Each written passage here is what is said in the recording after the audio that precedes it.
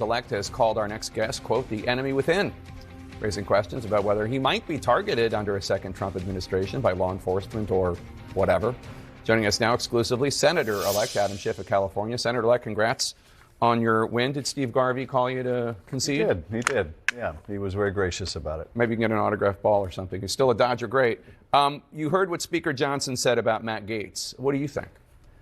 I think he's not only unqualified, he is really disqualified. Are we really going to have an attorney general who there's credible allegations he was involved in child sex trafficking, potential illicit drug use, obstruction of investigation, who has no experience serving in the Justice Department, only being investigated by it? But Jake, I think the whole point with these nominees, several of them, is their unqualification, is their affirmative disqualification. That's Trump's point, because what he wants to do with these nominees is establish that the Congress of the United States will not stand up to him with anything. If they will confirm Matt Gaetz, they will do anything he wants. I mean, look how the Speaker had to tie himself in knots a couple days ago, saying the Speaker effectively should stay out of this. There are important reasons for that. And then getting involved in this, reversing himself. Tying himself into a pretzel to placate Donald Trump. And if the Senate should decide to confirm without seeing this ethics report or to allow recess appointments, essentially the Senate is saying we're going to abdicate our responsibility for advice and consent. This is not why people voted for Donald Trump. They voted for him to reduce prices. I talked to people up and down the state of California. The economy was the central issue. They want someone who's going to address the cost of housing and the cost of childcare and the cost of food and gas. They didn't vote for this kind of retribution destruction tour that the president seems now engaged in. During his campaign, President-elect Trump repeatedly called you the enemy from within, you and Speaker Pelosi specifically. And he said this about his enemies from within. Take a listen. I think the bigger problem are the people from within. We have some very bad people. We have some sick people, radical left lunatics. And I think they're and it should be very easily handled by, if necessary, by National Guard, or if really necessary, by the military, because they can't let that happen. Do you think that he was talking about using the military against you? And how concerned are you about retribution? Clearly, that's what he was talking about. Would he go to that length with the military, essentially fulfill some kind of a unconstitutional order? I would hope the military would have more independence than that.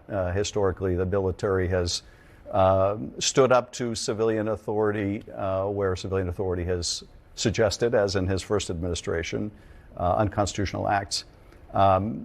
Look, I'm not going to be intimidated by anything he says, by anything he does. If I was, I wouldn't be on your show. I'm going to do my responsibility in the Senate. Californians are expecting me, first and foremost, to try to work and get things done, work across the aisle. Where the president wants to fight prices, I will work with him. But where the president wants to engage in unconstitutional abuses of power, just as he did in the first administration, I will defend our state. I will defend the rights and freedom of the American people. So, yeah, that's what he said. That's what he may try to do, but I'm not going to be intimidated. I'm looking at these nominees, Tulsi Gabbard to be Director of National Intelligence, possibly Kash Patel to be head of the FBI, Gaetz at DOJ, RFK Jr. at HHS, and others. And obviously he is bringing a group of people to disrupt. I mean, that is what Speaker Johnson said.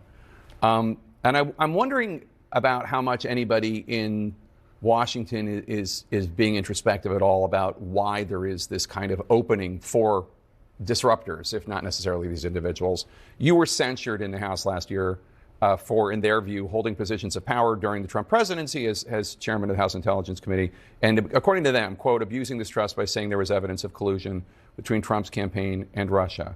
And I wonder if you are feeling at all introspective at all about that was, according to the Mueller report and according to your Republican colleagues, an overstatement. And I wonder if you think in any way you help set the table for these disruptors. You know, first of all, it wasn't an overstatement. There is evidence of collusion. The Trump campaign manager was meeting with Russian intelligence and giving them internal polling data, just to give you one example.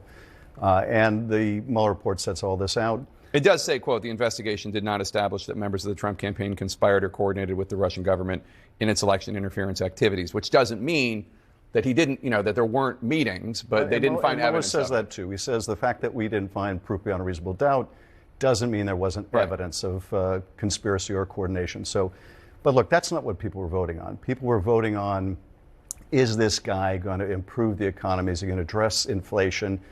And we didn't persuade the American people that we had a better answer to that question, that we had a better program, agenda, plan. And more than that, I think we failed to persuade the American people that in the voters' point of view, hey, that party, that candidate understands people like me. Mm-hmm. They're fighting for people like me. And that's on us. We're going to have to figure that out.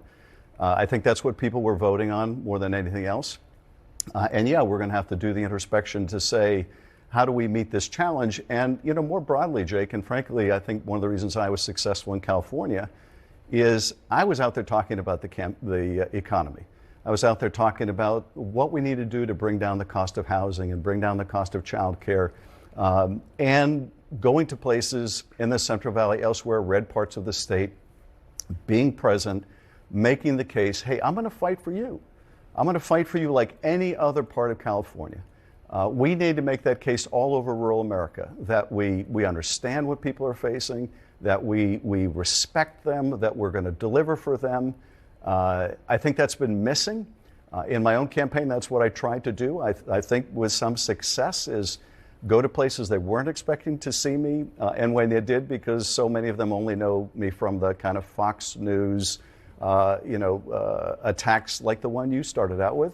And mentioned, they are surprised when actually you can relate to people like them and have so much in common and are going to fight for them.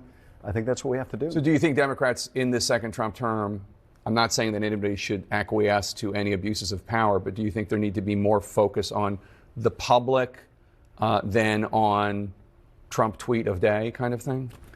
Well, I think we have to address, frankly, a structural problem with the economy that we have not, significantly delivered on enough, and that is that it's just not working for millions of people. Yeah. And the problem is that, not that they're not working, unemployment is low.